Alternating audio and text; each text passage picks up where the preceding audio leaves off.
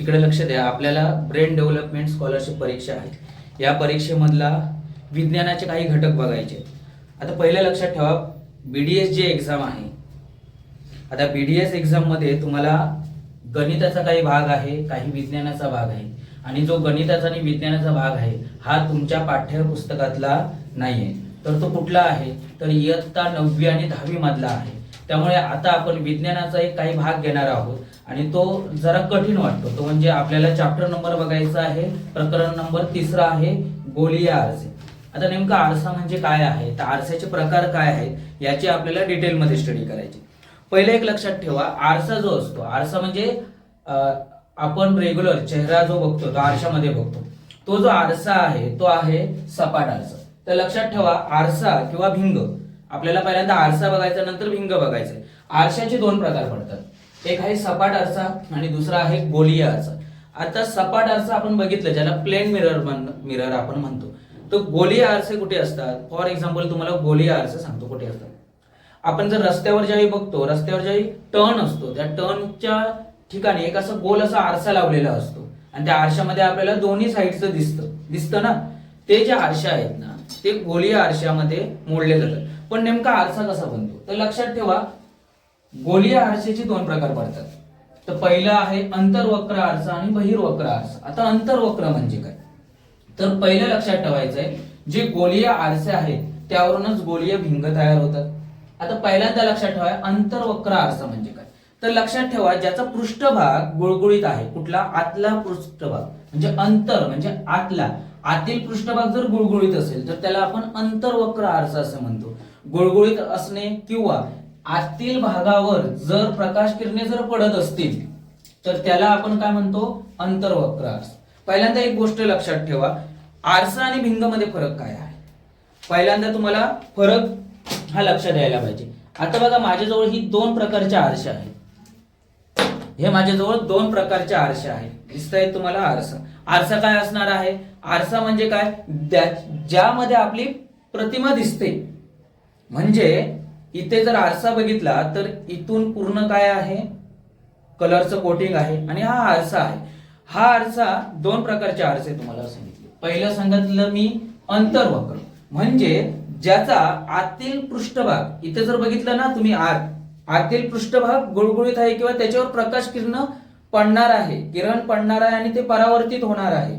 आणि दुसरा आहे बहिर्वक्र, म्हणजे त्याचा बाह्य पृष्ठभाग काय आहे, गुळगुळीत आहे, बाह्य पृष्ठभाग। लक्षात ठेवा, फॉर एक्झाम्पल आपला हात जर आपण असा केला तर आतील भागावर जर पडली किरण, म्हणजे आतला भाग गुळगुळीत आहे, त्याला आपण काय म्हणतो, अंतर्वक्र, आणि ज्याचा बाह्य भाग, बाहेरचा भाग जो गुळगुळीत आहे त्याला आपण बहिर्वक्र भिंग म्हणतो।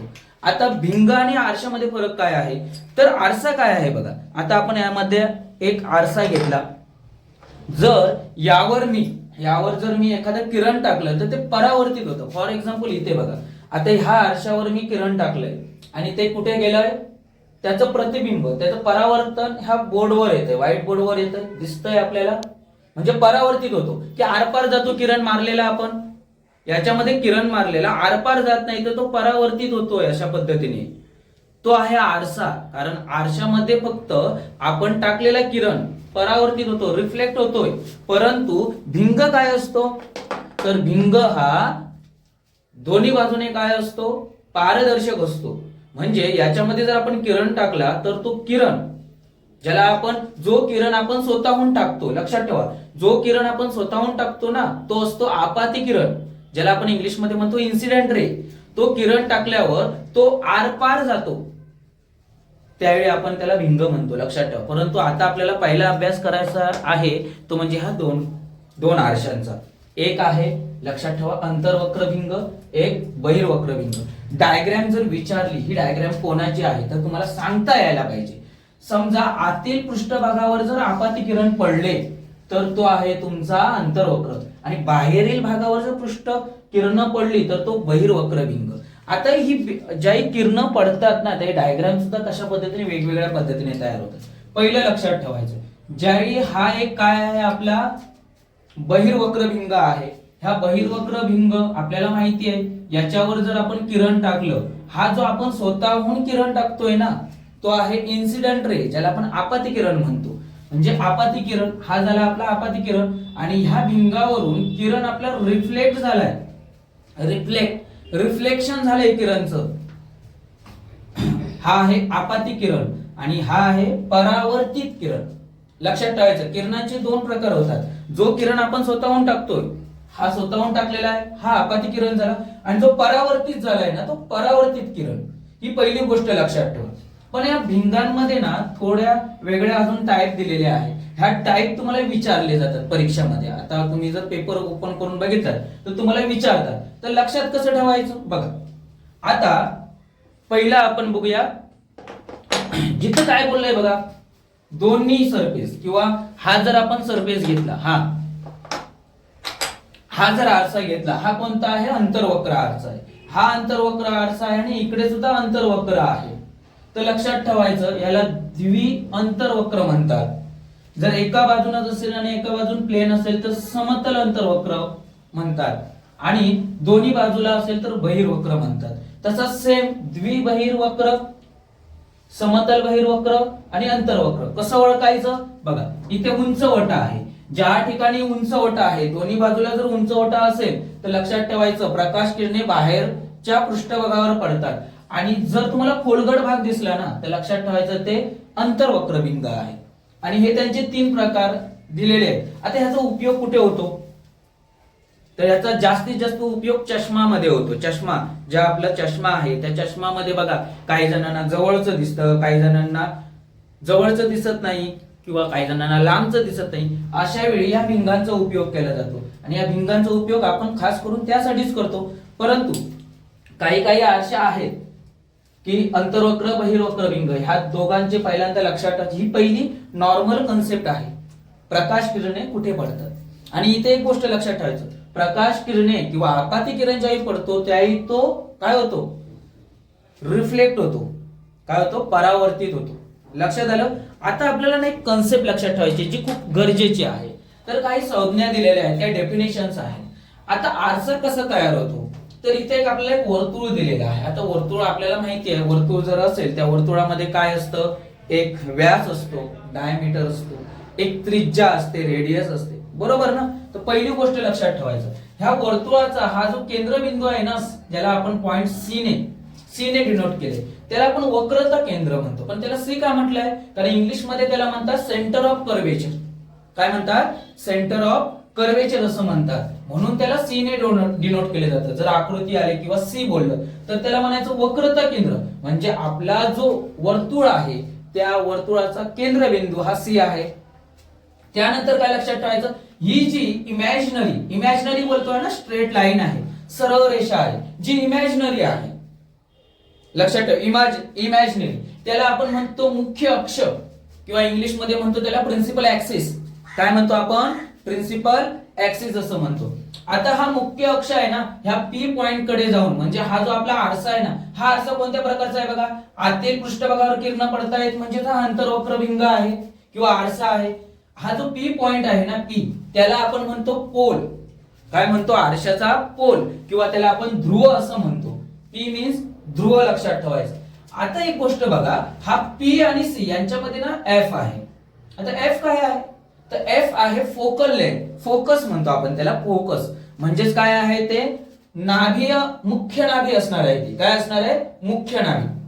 आता म्हणून तुम्ही त्याला फोकस का म्हणतात, तुम्हाला फॉर एक्झाम्पल सांगतो. आपण मोठमोठे कॅमेरे बघितले, डीएसएलआर ची कॅमेरे बघितली, किंवा आपण दुर्बीण बघा, आपण दुर्बिणीतून ज्या एखादी गोष्ट बघतो ते आपल्याला काय करावं लागतं, ती इमेज क्लिअर दिसण्यासाठी आपल्याला थोडी ऍडजस्टमेंट करावी लागते, बरोबर. म्हणजे आपण फोकस ऍडजस्ट करतो. मोबाईल मध्ये बघा, एखादी इमेज जवळ गेलो, इमेज जर क्लिअर दिसत नसेल तर आपण त्या मोबाईलच्या स्क्रीनवर टॅप करतो, टॅप केल्यावरती इमेज क्लिअर दिसते. किंवा मोठमोठे डीएसएलआर जे कॅमेरे असतात त्याच्यामध्ये एखादी वस्तू जर क्लिअर दिसायची असेल तर आपल्याला काय करावं लागतं, आपल्याला त्याचा फोकस नीट करावा लागतो. किंवा फॉर एक्झाम्पल एक सिंपल तुम्हाला सांगतो, आपलं स्वतःचं बोर्ड घ्या बोर्ड, आणि आपल्या डोळ्यासमोर ठेवा, किंवा कोणतीही गोष्ट घ्या, पेन घ्या, बोर्ड घ्या, डोळ्यासमोर ठेवा. आता डोळ्यासमोर ठेवल्यावर काय करायचं, सिंपल, ह्या ना फक्त पेनावर लक्ष केंद्रित करा, पेनावरच लक्ष केंद्रित करायचं. पेनावर लक्ष केंद्रित केल्यावर जरा मागे बघा, मागच्या गोष्टी तुम्हाला ब्लर दिसतात का, दिसतात ब्लर? आता काय करा, ते पेनावरून किंवा बोटावरून नजर हटवा आणि मागे बघा, तर तुम्हाला काय ब्लर झालेलं दिसेल? पेन. म्हणजे ज्या ठिकाणी आपण कॉन्सन्ट्रेट करतोय, म्हणजे ज्या ठिकाणी आपला फोकस आहे ना, ती गोष्ट आपल्याला क्लिअर दिसते आणि मागची गोष्ट ब्लर दिसते. डीएसएलआर कॅमेराचे फोटो बघा, व्यक्ती एकदम क्लिअर छान दिसतो, पण मागचं बॅकग्राऊंड ब्लर केलेलं असतं.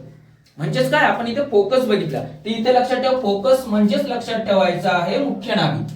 आता जो फोकस असतो ना, तो आपल्याला कॅल्क्युलेट करावा लागतो किंवा आपल्याला ते डिस्टन्स ऍडजस्ट करावं लागतं इमेज क्लिअर दिसण्यासाठी. तर लक्षात ठेवा, यासाठी त्याला आपण फोकल लेंथ असं म्हणतो किंवा नाभी अंतर. नाभी अंतर काय, तर लक्षात ठेवायचं distance between P and C. Distance between P and C म्हणजे लक्षात ठेवायचंय पी आणि सी मधलं जे डिस्टन्स आहे त्यालाच आपण काय म्हणतो? फोकल लेंथ, नाभी अंतर असं आपण म्हणतो. ह्या पहिल्यांदा काही गोष्टी आहेत ह्या तुम्हाला लक्षात ठेवायचं. म्हणजे पहिलं लक्षात ठेवा, ही जर डायग्राम आलेला, डायग्राम मध्ये जी इमॅजिनरी स्ट्रेट लाईन आहे त्याला मुख्य अक्ष असं बोलतो आपण. त्यानंतर वक्रता केंद्र झालं, पी एफ म्हणजे नाभी झाली, मुख्य नाभी झाली किंवा नंतर नाभीय अंतर होतं, आणि पी म्हणजे तुमचा ध्रुव आहे. ह्या सगळ्या गोष्टी पहिल्यांदा तुम्हाला लक्षात ठेवाव्या लागतील. ह्या जर पूर्ण लक्षात आल्या तरच. आता बघा, पहिल्यांदा आपण आरसे बघितले, आरशामध्ये आपण काय बघितलं? अंतर्वक्र आणि बहिर्वक्र आरसे बघितले. परंतु तशीच असतात भिंग. आता भिंगांचा उपयोग कुठे? चष्म्यामध्ये केला जातो. आता भिंगामध्ये बघा, सेम गोष्ट तुम्हाला ह्यामध्ये मी दाखवतो. आता हे जर बघितलं ना भिंग तुम्ही, हे भिंग, तर दोन्ही बाजूला तुम्हाला उंचवटा दिसेल. म्हणजे प्रकाश किरण आहेत ती इथे पडतायत, पण ती रिफ्लेक्ट होत आहे, रिफ्लेक्शन होत आहे का त्याचं? नाही, ते आरपार जात आहेत. प्रकाश किरण कुठे जात आहेत? आरपार जात आहेत. म्हणजे भिंगातून काय होतं?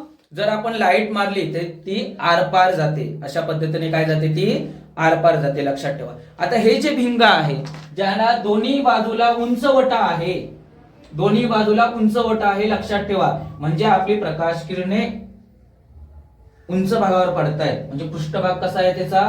बाहेरील पृष्ठभागावर पडतात, त्याला आपण बहिर्वक्र भिंग असं म्हणतो.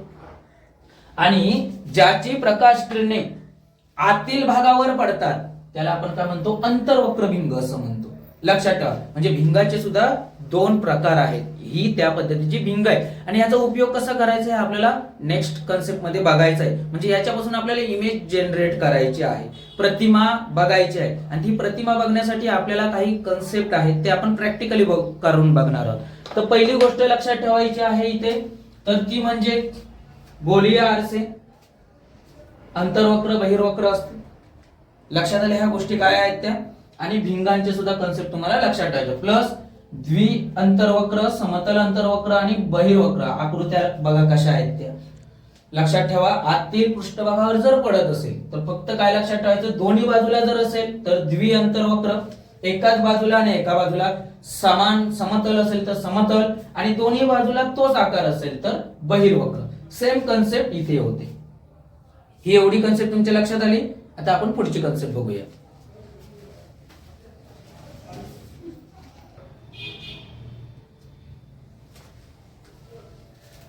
बघा, आता आरशाचा आपण ज्यावेळी उपयोग करतो, म्हणजे प्रतिमा कशी तयार होते त्या अगोदर आपल्याला काही नियम बघावे लागतात.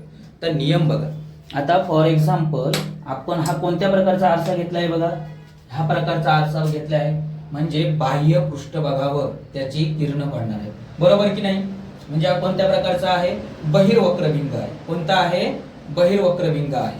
आता या बहिर्वक्र भिंगावर आपण ज्याही किरण पाडणार तर आपल्याला नियम कोणते तयार होतात याची स्टडी करायची.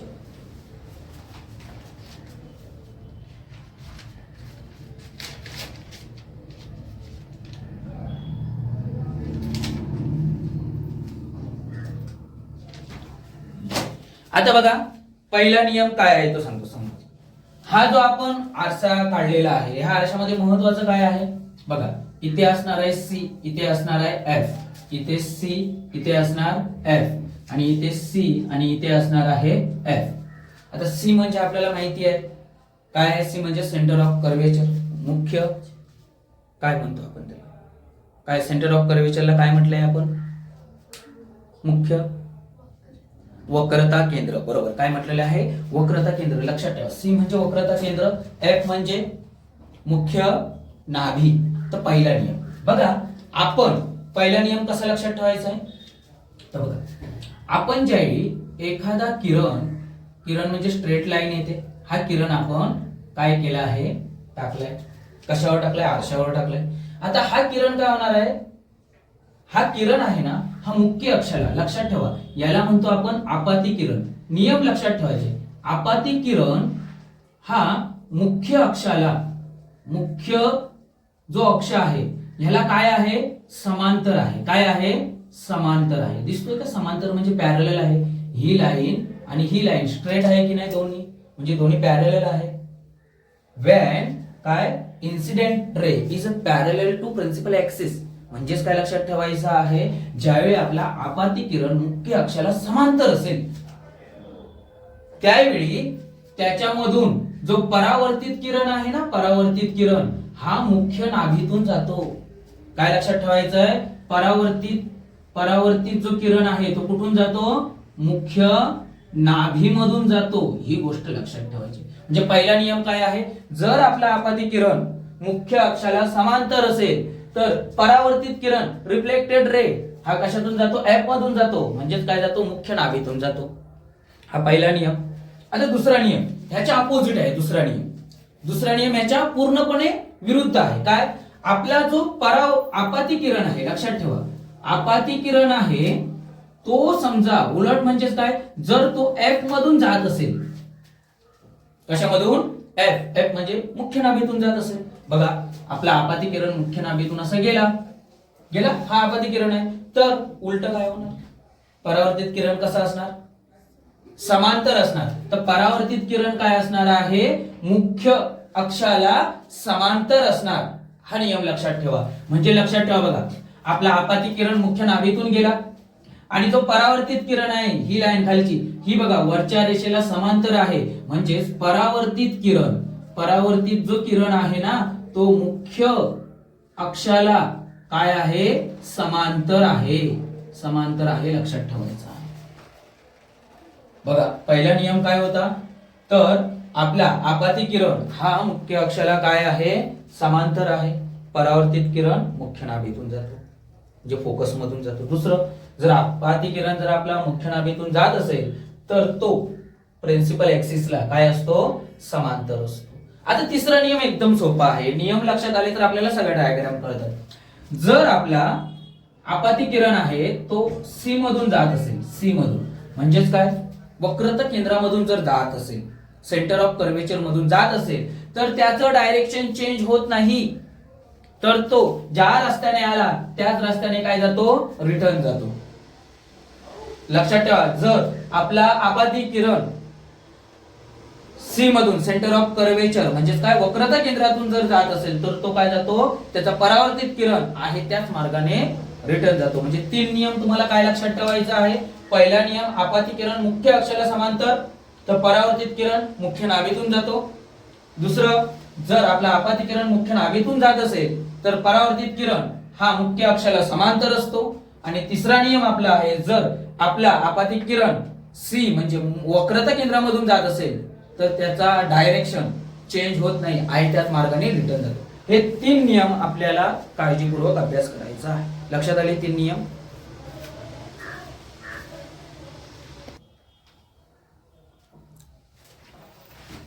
ओके, आता आपल्याला बघायचं आहे प्रतिमा कशा पद्धतीने तयार होतात.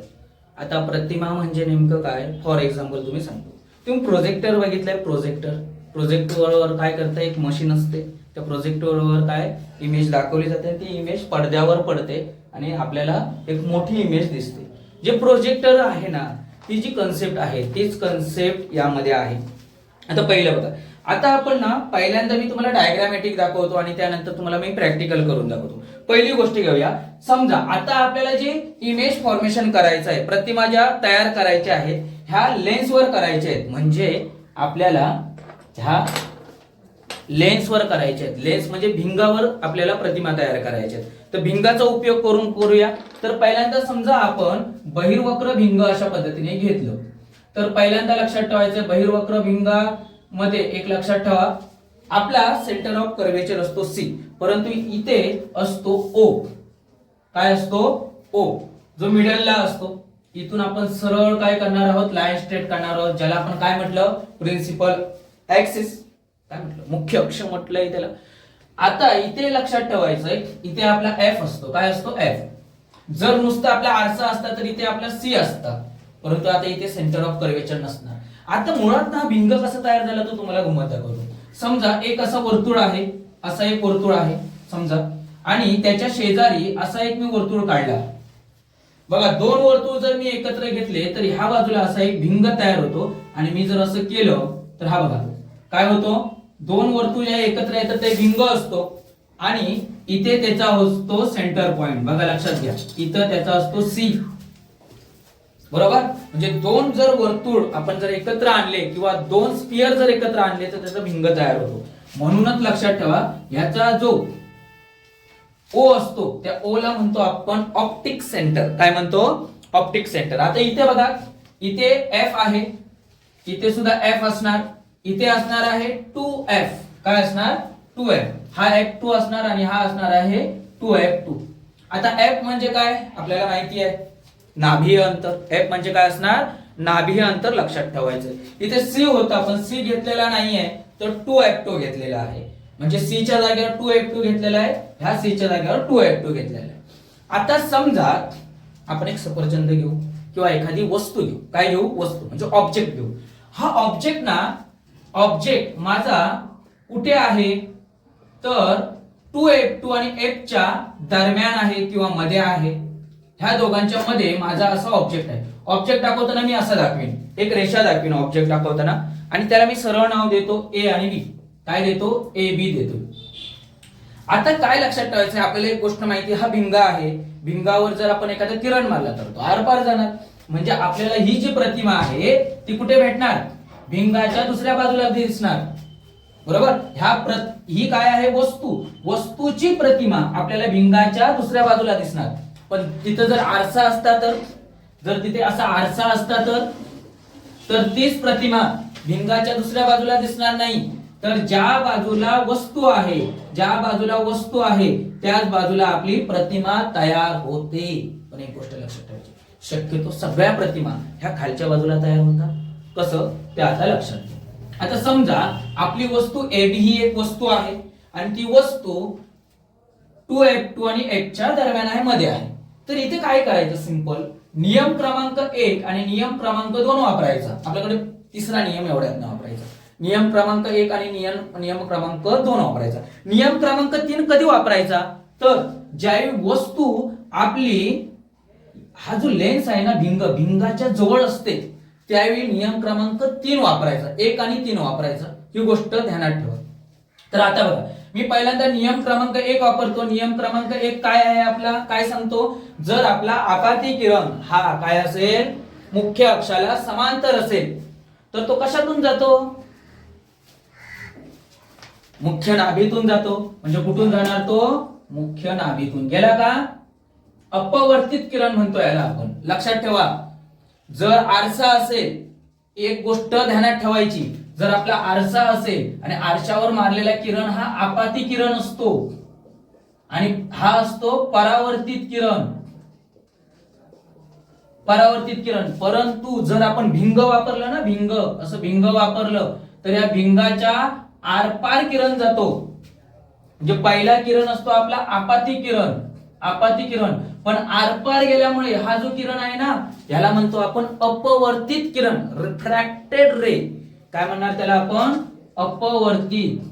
लक्षात ठेवा. आता ह्या शब्दाचा मी उपयोग करीन, अपवर्तित. पण परावर्तित किरण कोणाला म्हणतो, परावर्तित होणे. म्हणजे आरशातून एखादी किरण काय होतो, परावर्तित होतो. परंतु आरशाच्या जर भिंगाच्या तर त्या बाजूला जात असेल, दुसऱ्या बाजूला, तर तो आहे अपवर्तित किरण. तर लक्षात ठेवायचंय, हा आपला आपाती किरण आणि हा अपवर्तित किरण. म्हणजे आपाती किरण हा काय होता, आपल्या मुख्य अक्षाला समांतर होता. समांतर असल्यामुळे तो कशातून गेला, मुख्य नाभीतून गेला. आता इथे आपण काय करूया, दुसरा नियम वापरूया. आपला आपाती किरण कुठून गेला, मुख्य नाभीतून गेला. म्हणजे अपवर्तित किरण मुख्य अक्षाला काय असेल, समांतर असेल. काय असेल, समांतर असेल. म्हणजे डायग्राम आपण ऍक्युरेट काढली नाही, तुम्हाला सांगण्यासाठी मी केलेलं आहे. तर आपल्या इथं दोन्ही बघा, दोन्हीही रेषा आहेत ते ह्या बिंदूवर काय झाले, एकमेकांना टच झालेले आहेत. याचाच अर्थ आपली जी प्रतिमा आहे ती इकडे तयार झाली 2F2 च्या F2 आणि 2F2 च्या मध्ये काय झाली, तयार झाली. पण एक गोष्ट जाणवते इथे बघा, आपली ही आहे वस्तू आणि ही आहे प्रतिमा, ही आहे प्रतिमा. तर आपल्याला प्रश्नामध्ये विचारलं जातं, जर समजा आपली वस्तू 2F आणि F च्या दरम्यान असेल तर मिळणारी प्रतिमा, प्रतिमेचं स्वरूप काय असेल, स्वरूप काय असेल. तर पहिलं लक्षात ठेवायचंय, प्रतिमेचे स्वरूप दोन प्रकारचं असतं. एक असतं आभासी प्रतिमा, काय असणार आहे, आभासी प्रतिमा, आणि एक असणार आहे वास्तव प्रतिमा. लक्षात ठेवायचं, वास्तव म्हणजे दिसते, खरी आहे ती, आभासी, आणि वास्तव म्हणजे रिअल, काय आहे, रिअल आहे, ती खरी आहे. म्हणजे आपल्याला जी प्रतिमा भेटली आहे ना, प्रतिमेचे स्वरूप कसं आहे, एकतर ती काय आहे, आपण म्हटलं त्याला रिअल म्हटलं, म्हणजे काय आहे, ती वास्तव आहे. प्रतिमा कशी आहे, आपली वास्तव आहे. पण एक गोष्ट दिसते तुम्हाला इथे, आपली जी वस्तू आहे ना ती वरच्या दिशेने आहे, पण प्रतिमा कशी आहे, खालच्या दिशेने आहे, म्हणजे उलट आहे. प्रतिमा कशी भेटली आपल्याला, उलट. म्हणजे आपली प्रतिमा वास्तव आहे, उलट आहे, काय आहे, उलट आहे, उलटी आहे. लक्षात ठेवायचं, आपली कधीही वस्तूची प्रतिमा ही उलटी भेटते, पण काही ठराविक ठिकाणी, काही नियमामध्ये. म्हणजे आपल्याला प्रतिमा भेटली आहे ही काय भेटलेली, उलट. आणि काय लक्षात येतंय की आपली प्रतिमा ही काय असणार आहे, आपल्या वस्तूपेक्षा एक तर लहान असेल किंवा मोठी असेल. प्रतिमेचे स्वरूप बघा काय असू शकतं, एक तर प्रतिमा वास्तव असू शकते, एक तर प्रतिमा उलट असू शकते, एक तर प्रतिमा लहान असू शकते, वस्तूपेक्षा मोठी असू शकते, किंवा प्रतिमा ही बिंदू स्वरूपात असू शकते. काय असू शकते, बिंदू स्वरूपात. आता बिंदू स्वरूपात प्रतिमा आपल्याला कुठे मिळते माहिती आहे, जर आपली वस्तू ही आपल्या भिंगापासून अनंत अंतरावर असेल. फॉर एक्झाम्पल सूर्याची किरणे. आता सूर्याची किरणे तुम्हाला असं कसं आहे, तुम्हाला एक दाखवतो. आपण जर मॅग्निफाइंग ग्लास घेतलं, मॅग्निफाइंग ग्लास आपल्याला माहिती आहे, मॅग्निफाइंग ग्लास म्हणजेच हे कुठलं आहे, बहिर्वक्र भिंग. हे काम काय करतं, मॅग्निफाइंग ग्लासचं काम करतं. याच्यावर जर आपण सूर्यकिरण टाकली तर कशी होतात, सूर्यकिरण जर याच्यावर आपण टाकली तर बघा ही मॅग्निफाइंग ग्लास आहे आपली. आता सेम दाखवतो मी तुम्हाला, ह्या आपला भिंग आहे, या भिंगावर सूर्याची अनंत किरण पडतायत अशी, आणि आपल्याला माहिती आहे किरण वाकडे तिकडे येत नाही, सरळ येतात. ज्यावेळी अनंत अंतरावरून एखादी किरण येतात ना, त्याची काय होतात, आपला जो फोकस आहे तिथं एकटावतात, एकत्र येतात, अशी एकत्र येतात. लक्षात ठेवा. आणि ज्या ठिकाणी एकत्र येतात ना तिथं बिंदू तयार होतो. आणि ह्याचा उपयोग आपण कुठे करतो, जर आपल्याला एखाद्या कागदाला जर आग लावायची असेल तर आपण काय करतो, मॅग्निफाइंग ग्लासचा उपयोग करतो आणि सूर्याची किरण अशी पकडतो, तर आपल्याला काय दिसतो, एक डॉट दिसतो. डॉट दिसतो की नाही, आणि तो डॉट जर आपण कागदावर धरला तर आग लागते की नाही. डॉट का आला, कारण सर्व किरणे एकत्र आली. म्हणूनच याला कॉन्व्हर्जिंग लेन्स म्हणतात. काय म्हणतात, ह्या लेन्सला, हा जो बहिर्वक्र किंवा बहिर्वक्र काय आहे आपला भिंग आहे, याला कॉन्व्हर्जिंग लेन्स म्हणतात. कारण काय, याच्यामध्ये जर किरण पडली तर ती सगळी एकटवतात, एकत्र येतात. पण ह्या भिंगामध्ये जर, अंतर्वक्र भिंगामध्ये जर आपण किरण टाकली तर बाहेर जातात, अशी लांब लांब जातात. आता तुम्हाला हवं तर आपण प्रॅक्टिकली बाहेरून आल्यावर आपण ती गोष्ट आपण एकदा बघूया, दोन्ही गोष्टी. तर लक्षात ठेवा, इथे जे आपल्याला प्रतिमा भेटली ही बिंदू स्वरूपात भेटलेली आहे. तशीच प्रतिमा ही आभासी असू शकते, प्रतिमा सुलट असू शकते.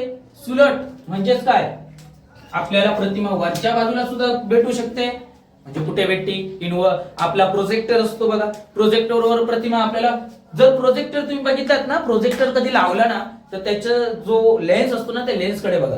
लेन्सच्या जवळ तुम्ही गेलात ना, ती प्रोजेक्टवर ना ती प्रतिमा असते ना, ती उलटी दिसते. त्या भिंगातून बघितलं ना तर असं उलट दिसतं, परंतु तीच प्रतिमा पडद्यावर सरळ दिसते.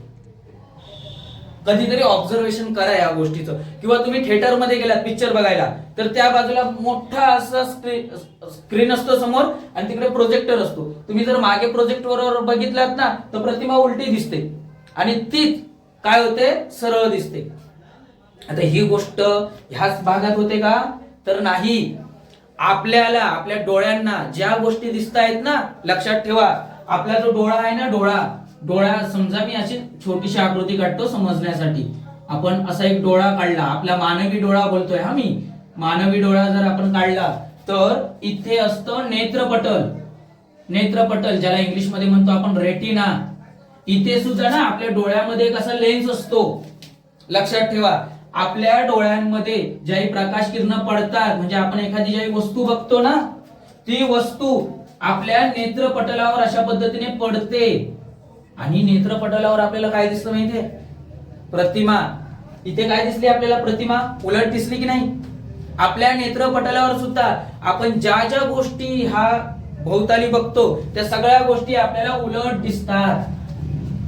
नेत्रपटलावर सुद्धा उलट दिसतात, परंतु इथून नंतर ते मेंदू पर्यंत जातो. मेंदू त्याचं अनालिसिस करतो आणि नंतर मेंदू काय करतो, त्या प्रतिमेला सुलट करतो आणि आपल्याला दाखवतो. म्हणजे लक्षात ठेवा, ज्या गोष्टी आपण प्रॅक्टिकली बघतोय त्या आपल्या स्वतःच्या आयुष्यात सुद्धा घडत असतात. म्हणजे आपण जेवढ्या गोष्टी बघतोय ना, इथे सुद्धा लेन्स आहे. लक्षात ठेवा, हा जो लेन्स आहे ना, याला द्विबहिर्वक्र भिंग असं म्हटलं जातं. द्विबहिर्वक्र, डबल क्रिस्टलाइन लेन्स आपल्या डोळ्यामध्ये. जर प्रश्न आला समजा, डोळ्यांमध्ये जो भिंग असतो त्याला काय म्हणतात, तो बहिर्वक्र भिंग नाही तर द्विबहिर्वक्र भिंग आहे. आपण मगाशी बघितलं ना, दोन्ही बाजूने, तर तो असा आहे डबल क्रिस्टलाइन लेन्स असं आपण त्याला म्हणतो. डोळ्यांमधला जो भिंग असतो तो, त्याच्यामध्ये सुद्धा अशाच पद्धतीची प्रतिमा तयार होते.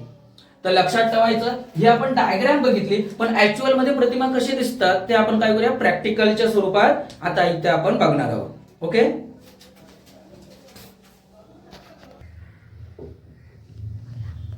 केलं हा. ओके, आता आपल्याला ना प्रतिमा कशा पद्धतीने तयार होतात ते आपण चेक करूया. आपण आता ह्यामध्ये काय घेतलेलं आहे, मेणबत्ती घेतलेली आहे. ही जी मेणबत्ती आहे ना, हा आपला ऑब्जेक्ट आहे, म्हणजे वस्तू आहे.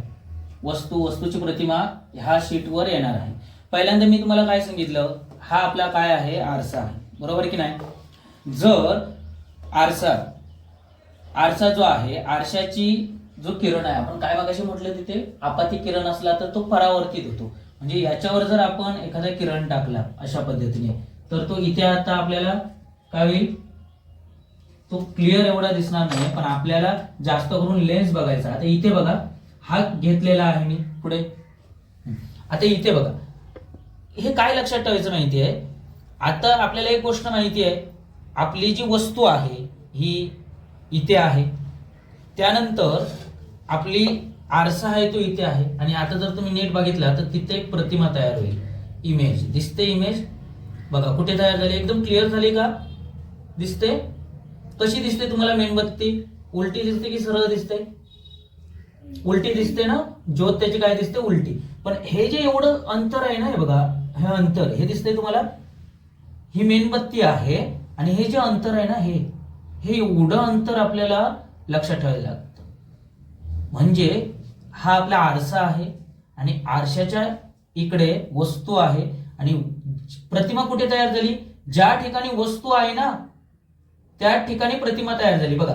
आणि आपल्याला ना याचा फोकस म्हणजे नाभी अंतर ऍडजस्ट करावं लागतं बघा. मी जर इकडे घेतलं तर ब्लर दिसते, जवळ घेतलं तर काही दिसत नाही, पण मी जर त्याचं नाभी अंतर जर नीट ठेवलं ना अशा पद्धतीने, तर मला ते क्लिअर दिसते बघा. क्लिअर दिसली ना, हेच नाभी अंतर जे आपण बघतोय इथे. याच्यावरून आपल्याला कळतं प्रतिमा कशी दिसते ती. आता एक गोष्ट आपण शिकलो तो म्हणजे आरशामध्ये जे आपण एखादी प्रतिमा बघतो त्याची वस्तूची प्रतिमा ही ज्या बाजूला वस्तू आहे त्या बाजूला दिसते बघा. बघा एकदम क्लिअर झाली, बघा एकदम झाली ना ज्योत क्लिअर बघा. पण ती कशी दिसली, उलट प्रतिमा आहे. प्रतिमा कशी आहे, उलट आहे. अजून काय आहे, वास्तव आहे की नाही, खरी रिअल आहे अशा पद्धतीने. म्हणजे आरशाचा विषय झाला. आता जर आपल्याला लेन्स मधून, आता जी गोष्ट आपण फळ्यावर बघितली तीच या लेन्स मधून जर आपल्याला बघायची झाली तर लेन्सला स्टँड लावतो मी असं. आणि आता लक्षात ठेवा, आता आपली वस्तू कुठे असणार आहे? बघा, आपली वस्तू कुठे आहे? इथे आपण आपली वस्तू ठेवली. हा आपला मेन लेन्स आहे. आता मी वस्तू इकडे तिकडे हलवतोय. बघा, झाली क्लिअर? एकदम क्लिअर आली ज्योत. बघा, आली की नाही क्लिअर? म्हणजेच मला काय, नाभी अंतर ऍडजस्ट करावं लागतंय. आता मला प्रतिमा कशी दिसली? बघा, एकदम क्लिअर दिसली. काय दिसली? एकदम क्लिअर दिसली. ही ज्योत बघा एकदम क्लिअर आहे. दिसते तिकडे? एकदम क्लिअर आहे ना? बघा, पण कशी आहे? मला ह्या लेन्स मधून, ह्या भिंगामधून प्रतिमाचं स्वरूप कसं आहे? उलट आहे. पण इथे सरळ आहे ना ज्योत, पण इथे कशी दिसली? उलट दिसली. प्रतिमेचं स्वरूप उलट आहे, वास्तव आहे. काय आहे? वास्तव. आणि मला एक सांगा, मी आता इथपर्यंत घेतलंय ना, तर ही ज्योत आणि ती ज्योत लहान मोठी काय दिसते का तुम्हाला? काय? त्याची हाईट कशी आहे? उंची कशी आहे? ह्या आपली वस्तू आहे, वस्तूची उंची आणि ह्या प्रतिमेची उंची लहान सेम आहे की जरा मोठी आहे? बघा, मोठी आहे. म्हणजे ह्या गोष्टी सगळ्या आपल्याला कराव्या लागतात. इथे आपण काय केलंय बघा, इथे जर मेणबत्ती ठेवली मी, तर इथे माझा फोकस असेल, तर ह्या सगळ्या अरेंजमेंट आपल्याला बघाव्या लागतात. फक्त आता इथे आपण हे बघितलं, पण ऍक्च्युअल मध्ये काय काय घडतं हे आपल्या पुस्तकात दिलेलं आहे. तो चार्ट नीट करायचा, त्याचे डायग्रॅम्स बघायचे, डायग्रॅम स्वतःहून काढण्याचा प्रयत्न करायचा. ओके, म्हणजे बघा इथे जर आपण बघितली, ह्या आपली ही लाईट आहे, म्हणजे आपली ही आपण वस्तू आपली आहे, आणि ही वस्तूची इथे तयार झाली आहे प्रतिमा. क्लिअर दिसते ना प्रतिमा आपली? दिसली? तर हे आपण ज्याही प्रयोगाद्वारे बघू, प्रयोगाद्वारे ज्या आपण बघणार आहोत त्या आपल्याला क्लिअर कट कळतं. समजलं इथपर्यंत प्रयोग काय आहे तो? आता लक्षात ठेवा, हा जो भिंग आहे ना, हा भिंग म्हणजे आपण सूर्याचा, मी तुम्हाला काय सांगितलं, हा भिंग सगळ्या लाईटला एकत्र करतो. काय करतो? एकत्र करतो. बघा पुढे नेलं. बघा, मी जशी बघा आता छोटी झाली, आणि जर याला एकदम पुढे नेलं तर बघा इथे पॉइंट, बिंदू स्वरूपात प्रतिमा झाली. पुढे घे, बिंदू स्वरूपात झाली. एकदम डॉट झालं ना, डॉट झाला. आणि हळूहळू मी त्याला मागे घेतल्यावर बघा एकदम क्लिअर दिसायला लागली. असंच जर मी इकडे गेलं तर, म्हणजेच काय, एखादी प्रतिमा दिसण्यासाठी नाभी अंतर हे खूप महत्वाचं आहे. आता एकदमच जवळ घेतलं तर बघा केवढी मोठी झाली प्रतिमा, एकदम लार्ज झाली. लार्ज? ही बघा खूप मोठी झाली. तेच जर अंतर मी जरा वाढवलं तर बघा एकदम छोटी झाली. यावरून आपल्याला काय बघायचं आहे, तर एक गोष्ट आपण इथे काय शिकतोय, तर पहिलं तुम्हाला स्टडी कशाची करायची आहे? पुस्तक. बघा इथे तुम्हाला स्टडी कशाची करायची आहे माहिती आहे? तर बघा इथे काय दिलेलं आहे, वस्तूची जागा, प्रतिमेची जागा आणि प्रतिमेचे स्वरूप. आता जर आपली, मी काय सांगितलं, अनंत अंतरावर असेल म्हणजे सूर्य, तर आपली प्रतिमेची जागा, प्रतिमा कुठे भेटते? नाभी केंद्रावरच भेटतं. लक्षात ठेवा, म्हणजे F वर भेटतं. प्रतिमा कशी? वास्तव आहे, उलट आहे, परंतु अत्यंत लहान म्हणजे बिंदू स्वरूपात. दुसरं काय दिलेलं आहे? अनंताच्या व 2F2 च्या मध्ये. अशी जर प्रतिमा असेल तर त्याची प्रतिमेची वस्तूची जागा असेल तर प्रतिमा F आणि 2F2 च्या मध्ये भेटते. प्रतिमा सेम, वास्तव उलट आणि लहान भेटते आपल्याला. जर तीच प्रतिमा आपली 2F वर असेल, 2F वर, तर आपल्याला जी प्रतिमा आहे ना ती 2F2 वरच भेटते. ही गोष्ट लक्षात ठेवायची.